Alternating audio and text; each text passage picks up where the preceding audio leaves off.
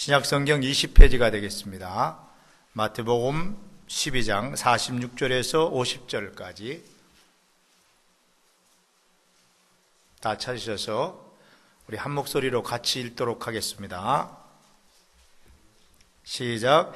예수께서 무리에게 말씀하실 때에 그 모친과 동생들이 예수께 말하려고 밖에 섰더니 한 사람이 예수께 여짜오되 보소서 당신의 모친과 동생들이 당신께 말하려고 밖에 섰나이다 하니 말하던 사람에게 대답하여 가라사대 누가 내 모친이며 내 동생들이냐 하시고 손을 내밀어 제자들을 가리켜 가라사대 나의 모친과 나의 동생들을 보라. 누구든지 하늘에 계신 내 아버지의 뜻대로 하는 자가 내 형제요 자매요 모친이라 하시더라. 아멘. 주님의 말씀입니다. 영적 가족 의식이라는 제목으로 하나님 말씀 선포하겠습니다. 예수님께서 30년 동안의 사적 생활을 마치시고 하나님의 아들로서 하나님의 뜻을 전하는 사명을 위해서 그동안 30년 동안 정들었던 그 가족과 고향을 떠나서 공적 생활에 들어가십니다. 예수님의 공적 생활은 3년간이었죠. 예수님은 이스라엘 전 지역을 다니시면서 하나님 나라의 진리를 선포하시고 많은 이적과 표적을 행하셨습니다. 그러던 중 어느 날 가버나움이라는 동네에서 사역을 감당하고 있을 때에 멀리 고향인 나사렛에서 예수님의 모친 마리아와 육신의 형제들이 예수님을 찾아왔습니다. 오늘 본문 46절 말씀이 바로 그 말씀입니다. 예수께서 무리에게 말씀하실 때에 그 모친과 동생들이 예수께 말하려고 밖에 섰더니 아마 멀리 나사렛에서 이곳 가버나움까지 찾아온 것을 보면은 어떤 중요한 일이 있어서 찾아온 것이 분명합니다. 마태는 그저 단순하게 찾아왔다라고 기록하고 있지만은 똑같은 사건을 다루고 있는 마가복음을 읽어보면은 아주 중요한 일 때문에 예수님이 찾아왔다라고 기록하고 있어요.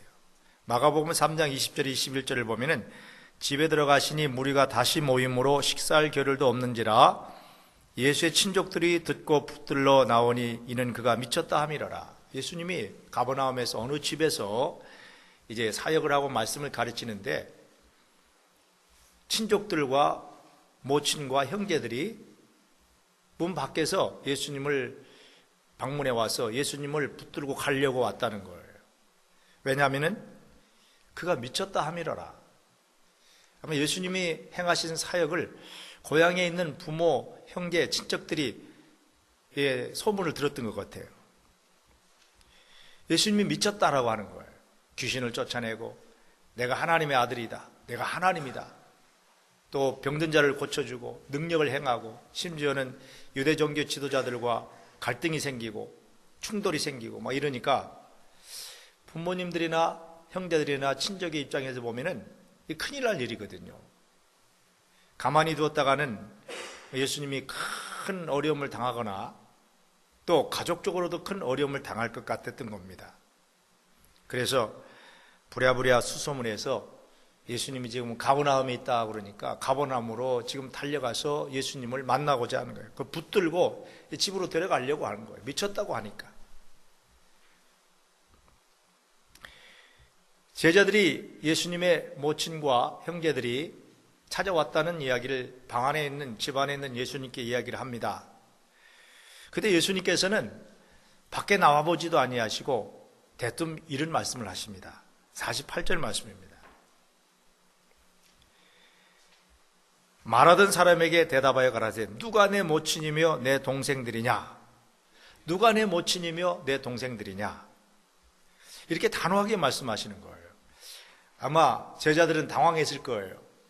지금 육신의 모친인 마리아와 형제들이 지금 밖에 와 있는데 예수님은 집안에서 하는 말이 누가 내 모친이며 누가 내 형제냐라고 제자들에게 이야기를 하니까 이 말을 전해드린 제자들의 입장에서는 굉장히 당황스러운 것이죠. 자, 이 말을 지금 밖에 나가서 모친과 형제들에게 이야기를 해야 되는지 말아야 되는지 굉장히 고민이 생긴 겁니다. 그때 또 예수님은 제자들을 향하여서 이렇게 이야기를 합니다. 그 방 안에 가득히 와 있는 무리들을 바라보면서 손가락질로 그 무리를 가리키면서 이 사람들을 보라. 바로 이 사람들이 나의 모친과 나의 동생들이다. 이렇게 이야기를 하시는 거예요. 제자들은 헷갈린 겁니다. 혼란이 온 거예요. 밖에는 지금 육신의 모친과 형제들이 와 있는데 방 안에 있는 지금 무리들을 향하여서 이들이 내 모친이고 이들이 내 형제라고 말씀하시니 제자들이 볼 때 예수님이 조금 이렇게 되신 거 아닌가, 아마 그런 생각까지도 하실 수 있었을 것 같아요. 그때 예수님께서 그를 향하여서 이렇게 말씀하십니다. 이게 50절 말씀이에요. 중요한 말씀이에요. 50절은 다 같이 한번 같이 읽어봅시다. 50절 시작. 누구든지 하늘에 계신 내 아버지의 뜻대로 하는 자가 내 형제요 자매요 모친이라 하시더라. 참 굉장한 말씀입니다. 하늘에 계신 내 아버지의 뜻대로 하는 자가 내 형제요 자매요 모친이다. 여러분, 이 말씀을 통해 깨닫게 되는 것은 주님과의 관계는 하나님의 뜻을 따라 사느냐 그렇지 않느냐에 달려있다는 것입니다. 육신적인 가족 관계가 하나님의 뜻을 이루는 데 걸림돌이 되는 경우가 종종 있어요. 그래서 옛날부터 원수는 집안에 있다 하는 예수님 말씀하셨어요. 그래서 우리나라 옛날에 복음이 처음 들어왔을 때에 가정에서 며느리가 예수를 처음 믿으면은요, 그 며느리는 집안에서 왕따 당할 뿐만 아니라 잘못하면은 쫓겨나기도 하고요. 수많은 그런 박해를 받고 수모를 당하는 일들을 우리는 기독교 역사에서 볼 수 있었어요. 어떤 사람은 예수님 믿었다가 가문에서 추방된 사람도 있어요. 그 집안에 원수가 있는 거예요. 자, 이런 혈육의 관계가 혹시 하나님의 뜻을 이루는 데 걸림돌이 된다면 여러분은 어떻게 하시겠습니까? 어떤 사람은 옛날에 저도 참 많이 봤어요. 초상이 났는데 시골에서 형제들이 한 상주는 불교를 믿고 둘째는 예수를 믿어요. 그래서 상주들끼리 싸움이 난 거예요. 불교식으로 할 거냐 기독교식으로 할 거냐. 최근에도 그런 분이 있었다고 그래요. 그래서 불교를 믿었던 부모님 돌아가셨는데 가가지고 절을 할 수는 없고, 이런 갈등 관계가 계속 일어나는 겁니다. 혈육의 관계 속에서 하나님 뜻을 어떻게 이루느냐, 제사를 드려야 되느냐 말아야 되느냐, 이런 문제들이 우리들의 실질적인 생활 속에서 갈등으로 나타날 때에 여러분들은 어떻게 하시겠느냐는 거예요. 적당히 하시겠습니까? 자, 예수님이 우리에게 교훈하시는 것은 아무리 혈육의 관계라고 할지라도 그것이 하나님의 뜻을 이루는데 거침돌이 된다면 단호하게 거절할 수 있어야 한다 하는 것이 신앙적인 교훈이고 성서적인 교훈이에요. 참 그렇게 하기가 어렵죠. 왜냐하면 시부모, 형제 또 다 엮어져 있는 시댁 식구들, 친정 식구들 다 엮어져 있는데 어떻게 내가 예수 믿는다고 해서 그렇게 할 수 있느냐. 그래서 어떤 사람은 제사 지내러 가서 절하지 않고 묵념으로 부모님을 위해서 기도한다. 그런 분도 계세요. 그 지혜로운 방법이기도 하죠. 어떤 사람은 제사라고 하는 것은 옛날부터 우리나라 조상들이 그 평상시에는 효도 안 하다가 돌아가시고 난 다음에 부모님이 생각하면서 제사를 크게 지내면서 그 보상 심리를 받는 것이 제사였다고 그래요. 그래서 제사를 아주 크게 화려하게 자꾸 제사를 많이 드리는 사람은 평상시에 효도를 잘 못한 사람이라고 하는 이야기까지 있습니다. 어떤 그래서 지혜로운 집사님은 살아계실 때 아주 잘 부모님을 공경하고 돌아가셨을 때는 제사 안 드리고 추도 예배로 그냥 간단하게 추도 예배를 드리면서 부모님을 공경했다는 이야기가 있어요. 살아계실 때 잘해야죠. 지혜로운 방법이 필요합니다. 그래서 혈육의 관계가, 육신적인 혈육의 관계가 하나님의 뜻을 이루는 데 걸림돌이 될 때는 우리 그리스도인들이 단호하게 그걸 거절할 수 있어야 되고 단호하게 물리칠 수 있어야 된다는 겁니다. 그것이 신앙인의 자세라는 거예요. 물론 예수님이 지금 문 앞에 와 있는 모친과 형제들을 나몰라라 하는 것은 예수님께서 가족을 부인하는 것이 아니에요. 우리가 그렇게 한다고 해서 우리 가족을 전혀 인정하지 않는 것이 아니라는 겁니다. 또 예수님이 부모님을 모친에 대한 효도의 마음이 없다든가 형제에 대한 사랑이 없어서 우애가 없어서 그런 것도 아닌 것입니다. 여러분, 예수님은요 마지막 십자가에서 달려 운명하실 때에 그 최악의 순간에도 어머니를 생각했던 사람이에요. 얼마나 효심이 깊으면 그 정말 자기가 그렇게 고통스러운 순간에 어머님을 걱정하면서 자기의 제자인 요한에게 내 어머니를 부탁한다. 이제 내 어머니는 내 어머니 아니라 너의 어머니다 하고 어머니를 요한에게 부탁하는 걸 보면 예수님이 얼마나 효심이 깊었던 분인가를 알 수 있어요. 예수님의 형제들도, 육신의 형제들도 나중에는 다 예수님은 미쳤다 그러니까 야, 우리 가문에 이 무슨 일이 일이냐 처음에는 그랬지만은 나중에는 다 예수님을 영접하고 제자가 되었어요. 그걸 보면 형제 우애도 굉장히 좋았다는 것을 알 수가 있어요. 자, 그런데 왜 예수님은 모처럼 찾아온 육신의 이 모친과 형제들을 향하여 이렇게 아주 섭섭할 정도로 그렇게 단호하게 형제들을 물리치느냐 하는 것입니다. 예수님은 모친과 형제들이 자기에게 찾아온 이유와 목적, 의도를 아셨기 때문입니다. 또 그 배후에는 바로 악한 영 사단이 인간의 혈육을 이용해서 하나님의 일을 방해하려고 하는 그런 음모를 영적으로 아셨기 때문이에요. 자, 예수님의 지금 부모와 모친과 형제들이 예수님께 찾아와서 종교 지도자들과 마찰이 일어나고 또 미쳤다고 그러고 여러 가지로 지금 사역을 하는데 예수님은 사역을 못하고 집으로 붙들고 가려고 하는 거예요. 사역을 못하게 좀 방해하려고 하는 겁니다. 그래서 때로는요, 세상과 악한 영들은요, 이렇게 이런 인간적인 정과 또 혈육의 관계를 이용해가지고도 우리로 하여금 하나님을 잘 못 믿도록 하는 때가 있어요. 그걸 참 잘 분별을 해야 돼요. 분별하기 참 어렵습니다. 왜냐하면 사람은 먼저 인간적인 정으로 끌리기 때문이고 때로는 어떤 관계 때문에 끌리기 때문에 어떤 때는 혈육의 관계 때문에 할 수 없이 끌려가는 경우가 있습니다. 교회 안에 그런 일이 많아요. 정 때문에, 관계 때문에. 하나님 뜻이 분명히 그거 아닌데도 정 때문에, 관계 때문에 그 길을 끌려가는 그런 경우가 있는 걸 볼 수 있어요. 예수님은 이걸 단호하게 거절하시는 겁니다. 만약에 이런 혈육의 정에 끌려가버리면 오히려 예수님의 사역을, 하나님의 뜻을 거역하는 세력에 동조하는 꼴이 되고 힘을 실어주는 모양새가 되기 때문에 단호하게 거절하는 것입니다. 우리가 이것을 예수님을 통하여서 잘 배우고 분별해서 정말 지혜롭게 순간순간 판단해서 물리칠 걸 물리치면서 신앙생활을 해야 하는 것입니다. 이민교회 가운데 혈육과 혈연의 정으로 세워진 교회가 많이 있습니다. 가족들이, 친척들이 다 같이 이민 오다 보니까 교회를 하나 세워서 어떤 교회는 보면 교회가 그렇게 크지 않은데 그 교회가 한 5, 60명 되는 교회의 교인의 3분의 2 정도가 다 친척 가족들이에요. 그런 교회가 있어요. 애틀란타도 그런 교회가 있습니다. 근데 이야기 들어보니까 지난 주간에도 어떤 목사님들 만나 이야기 들어보니까 그 교회는 항상 모든 일을 결정할 때는 가족과 가문의 결정이 항상 우선이에요. 워낙 3분의 2 정도가 되니까. 그러니까 하나님의 뜻, 교회의 어떤 발전, 하나님의 말씀에 의존해서 그것을 교회를 운영하는 것이 아니라 우리 가족의 뜻, 그것이 항상 우선이 돼가지고 가족교회가 되는 거예요. 근데 교회라고 할 수 없는 거죠.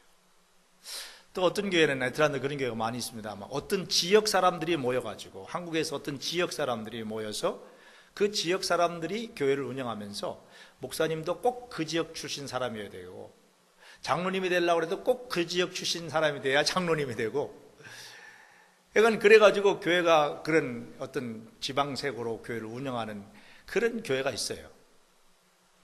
저는 여러분 그게 하나님이 원하시는 것이겠냐는 거예요.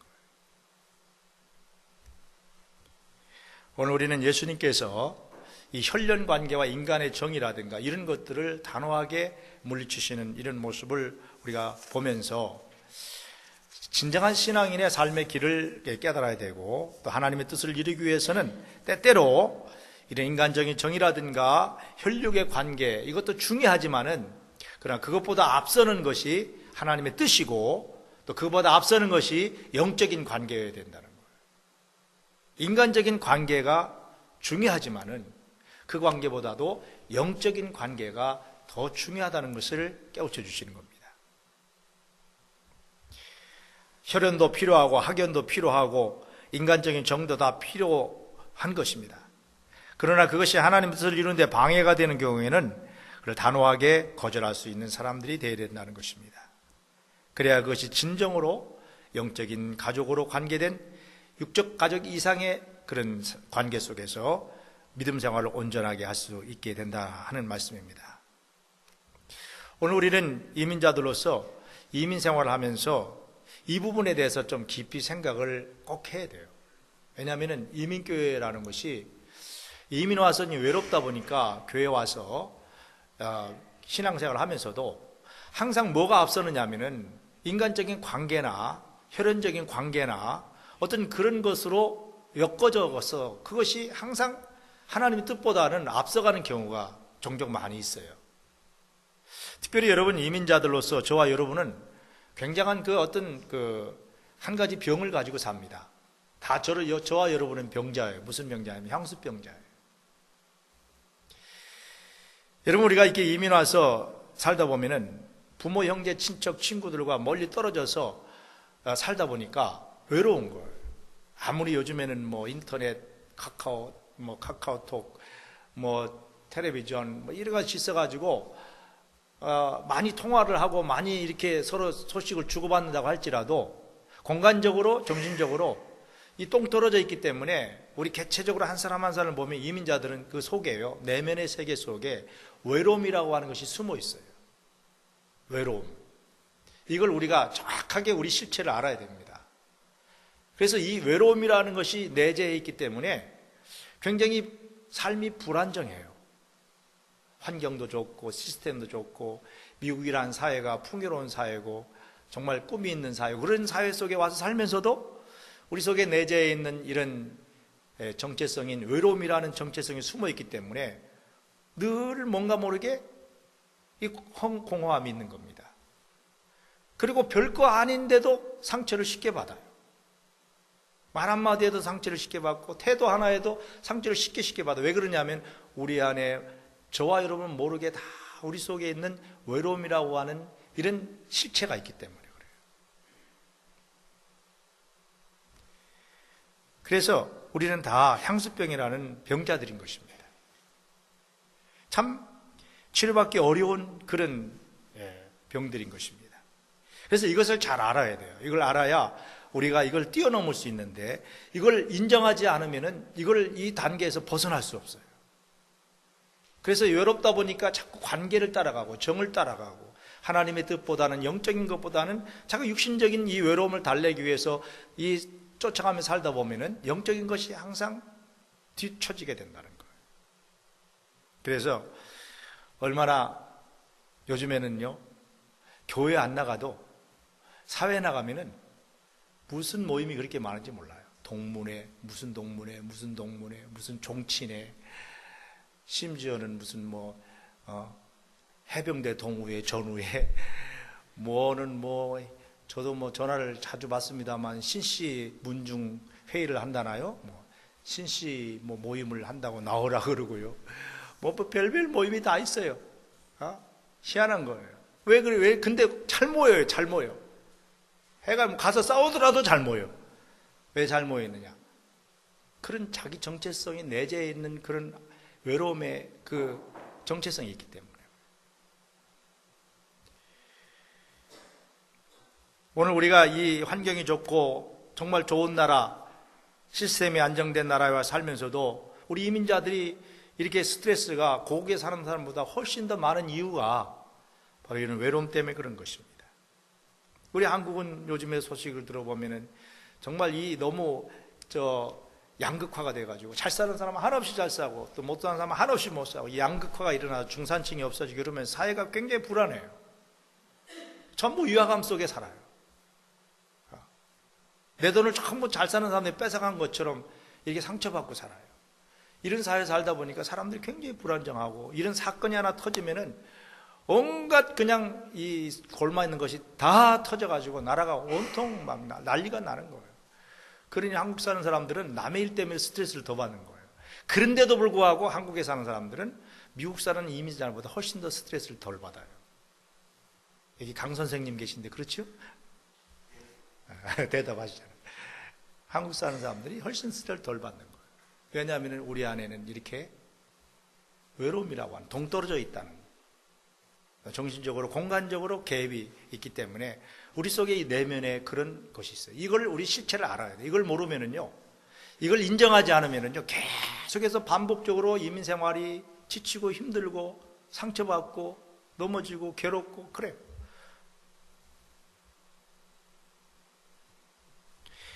얼마 전에 신분 문제가 해결되지 않아서 오랫도록 불법 체류자로 살다가 여러 가지 가정적인 일이 있어가지고 그냥 다 포기하고 고국으로 돌아간다는 어떤 옛 성도님을 만나서 잠깐 이야기한 적이 있어요. 그분이 신분을 해결해 보려고 아무리 해결해도 안 돼가지고 다 내려놓고 가면서 저한테 하는 이야기가 있어요. 목사님, 나도 내 나라에 가서 떳떳하게 대한민국 시민권자로 살고 싶습니다. 여기서 얼마나 여러분 그 신분 문제 때문에 시달렸으면은 10여 년 정도 살고는 다 포기하고 나도 떳떳하게 한국 가서 시민권자로 살고 싶습니다 라고 하는 말을 저에게 남기는데요, 가슴이 좀 찡하더라고요. 우리 모두가 다 이러한 숨어있는 우리의 정체성이 있는 것입니다. 이것을 알고 이걸 뛰어넘을 수 있어야 돼요. 어떻게 뛰어넘겠습니까? 어떻게 뛰어넘겠습니까? 세상 사람들은 술을 마시고, 세상 사람들은 뭐 노름을 하고, 아니면은 뭐 무슨 일은 아까도 말씀드린 그런 모임에 가서 같이 어울리면서 옛 이야기 하면서 추억의 세시봉 노래하면서 뭐 그러면서 달래보고, 그러면서 외로움을 달래보려고 애를 써도요, 그거는 잠시뿐입니다. 절대로 우리의 내면에 있는 이 정체성이 드러나서 치료되지 않아요. 치유되지 않아요. 어떻게 치유할 수 있겠습니까? 이게 치유가 안 되면은요, 정말 앞에서 말씀드린 대로 제가 보니까 그래요. 한국에서는 그런 말 한마디 들어도 상처 안 받는 사람들이 여기서는 다 받아요. 별거 아닌 말 한마디에 상처받아가지고 왼수가 된단 말이에요. 왜 그런지 몰라요. 그게 왜냐하면 우리 내면에 그런 내면의 이 정체성이 그런 외로움의 정체성이기 때문에. 근데 이걸 뛰어넘어야 돼요. 우리 예수님 믿는 사람은 뛰어넘어야 할 줄로 믿습니다. 이거 못 뛰어넘으면요, 우리가 이민 생활 앞으로 10년, 20년 하면서도 똑같은 일을 반복해서 하는 거예요. 똑같은 상처 속에서 계속해서 그 시달리다가 인생 낭비하고 허비하고 마는 거예요. 어떻게 우리가 이런 상황 속에서 이런 현실적인 우리 안에 보이지 않는 숨어있는 이 정체성을 뛰어넘어서 하나님이 우리에게 하나님의 자녀로서 살 수 있도록 주신 풍성한 기쁨과 소망의 삶을 살고 또 평안과 기쁨의 삶을 누릴 수가 있겠습니까? 다른 방법 없습니다. 세상서는 절대로 못 얻습니다. 오늘 그 해답을 예수님은 우리에게 주시는 거예요. 그 해답을 여러분 붙드셔야 돼요. 그게 뭐냐 하면은 육신적인 혈연의 관계라든가 가족의 관계라든가 이게 다 중요하지만은, 인간적인 정의라든가 그런 관계가 다 중요하지만은 더 중요한 것이 있다는 게 그게 뭐냐 하면은 영적 가족을 찾아야 된다는 거예요. 영적 가족 의식을 가져야 된다는 겁니다.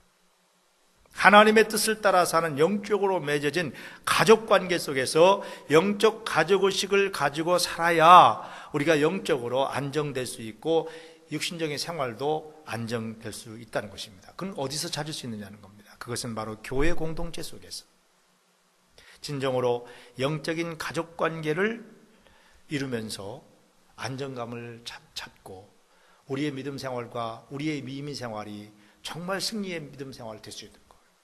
그게 교회 공동체가 그래서 소중한 거예요. 그게 교회 와서 다른 지체들을 나 몰라라 하지 마시고, 이건 하나님이 우리에게 영적인 가족으로 엮어준 사람들이라는 생각을 가지고 가족의식을 갖도록 노력해야 돼요. 그래서 교회 안의 성도들과 서로 가족과 같이 이해하고 사랑하고 화목하고 교제하고 아픔을 나누고 슬픔을 나누고 기쁨을 나누고 이러면서 영적인 끈끈한 가족의 관계로 엮어지지 아니하면 우리는 날마다 그 외로움이라고 하는 내적 실체 속에서 계속 고통당하는 거예요. 이걸 알아야 돼요. 영적 가족, 교회 공동체를 통한 영적 가족이 얼마나 소중합니까?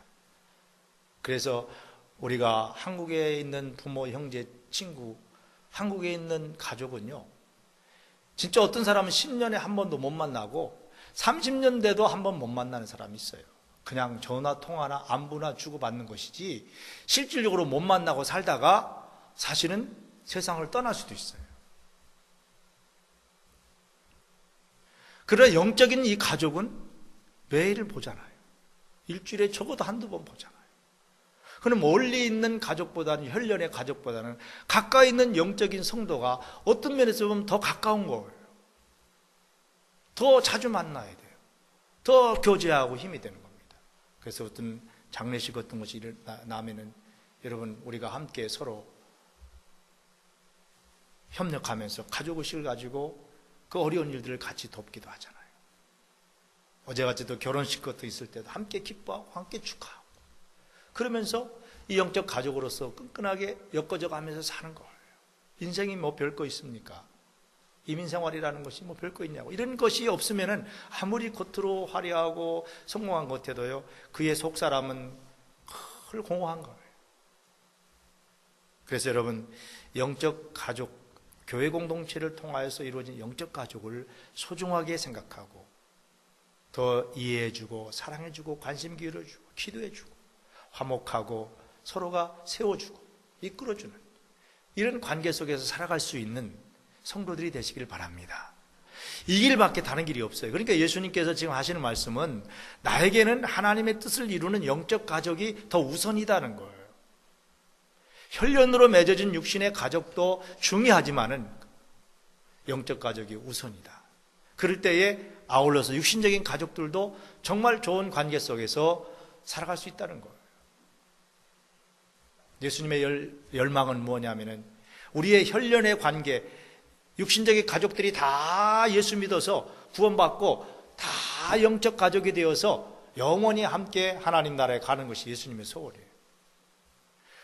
그러나 이런 예수님의 열망에 부합하지 못하고 우리 가족 가운데서 누가 예수를 안 믿는 사람이 있다면 그 사람과 우리와의 관계는, 그 가족과 우리와의 관계는 이 세상에서 한정되어 있어요. 이 세상에 끝나는 거예요. 그러나 성도의 우리의 관계는 영원히 이어지지 않습니까? 영원히 이어지잖아요. 그렇기 때문에 더 소중하고 우선이 되고 중요하다는 것을 말씀하고 있는 겁니다. 오늘 우리는 5월 가정의 달에 가족 식구들을 많이 생각하고 주변에 있는 우리 자녀들을 많이 생각하고 뭐 졸업도 하고 뭐 여러 가지 많은 일들이 있으면서 가족에 대한 관심이 많은 이때에 우리는 영적 가족에 대한 관심을 새롭게 해야 될 것 같아요.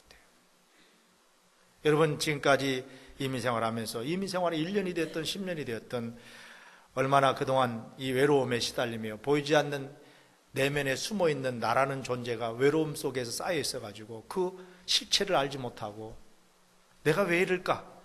이민자들이 그런 고백을 많이 해요. 어떤 때는 보면 멍하고 내가 왜 이럴까 그래요. 그게 왜냐하면 그 속에 실체가, 그 내면의 실체가 외로움 때문에 그래요. 여러분, 이것을 우리가 정확하게 알고 이제는 우리의 관심을 또 우리의 눈을 영적 가족으로 주님께로 향하고 주의 몸된 교회 영적 가족 공동체로 우리의 마음을 향하고 그리고 마음을 열고 서로도 이전보다 사랑하고 이해하고 용서하고 그리고 하나가 되어서 나갈 때에 남도 살리고 나도 살고 공동체가 살아나는 거예요. 교회 공동체가 사는 거예요. 우리의 영육간의 삶이 날마다 충만하고 감사와 즐거움이 넘치는 복된 인생을 살 수 있게 되는 것입니다. 그저 내가 잠시 교회 와서 머물렀다가 가는 이런 사람이 아니라 정말 이런 주의 몸된 교회의 지체의식을 가지고 우리가 살아가게 될 때에 하나님의 놀라운 풍성함이 저 여러분의 삶 속에 넘치게 될 줄로 믿습니다. 더 마음을 여세요. 더 눈을 돌리세요. 더 주님께로 향하여 믿음을 가지시고 이 길을 함께 걸어갈 수 있는 우리 임마누엘 가족이 되시기를 주님의 이름으로 축원합니다. 하나님 아버지, 5월 가정의 달에 저희들이